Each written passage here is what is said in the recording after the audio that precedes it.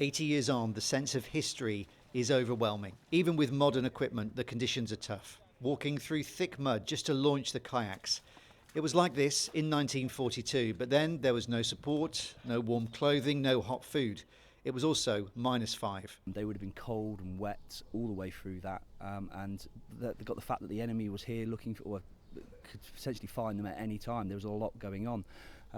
Every time they made landfall, it would have been at nightfall, and the way the conditions were, they would have had to have gone through that mud every night. So every single night, or going into the day when they laid up, they would have been cold, wet and covered in mud. Sinking up to your waisted cotton kit, soaking feet that aren't going to dry out, with a mixture of salt water, mud, and then sleeping out in the reed beds during the day would have been, to be honest, a disgusting and depressing experience. Today, day 4 and the final phase of paddling, 22 kilometres into central Bordeaux, retracing the steps of the commandos that came before them. The reason we were successful when we won the World War II, we just had brilliant blokes, didn't we, who were willing to put themselves through these hardships for the greater good.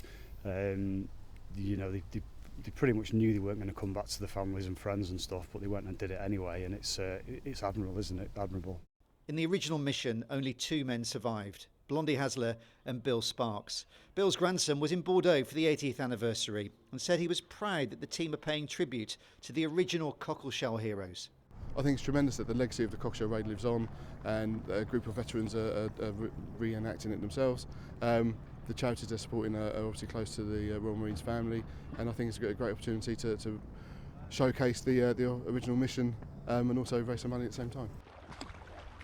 The expedition is also raising money for 3 military charities, which many of the team have personal reasons for supporting. I'd been in Afghanistan and Iraq, and I suffered from post-traumatic stress disorder, so that ended my career quite early. So I had a bit of a difficult transition to civilian life, and it was some of the military charities who we're now raising money for that I'm now able to give back to. Just over an hour ago, after a gruelling 4 days on the water, the team from Cockleshell 22 arrived in Bordeaux. It was an emotional moment. Well, it's 95 kilometres that we've completed over the last 4 days, but what an honour it is to be able to be here today on the 80th anniversary of Operation Frankton to commemorate the bravery of those men 80 years ago.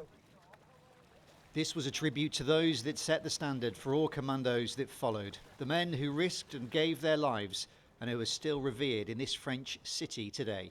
Steve Knibbs, BBC Points West, Bordeaux.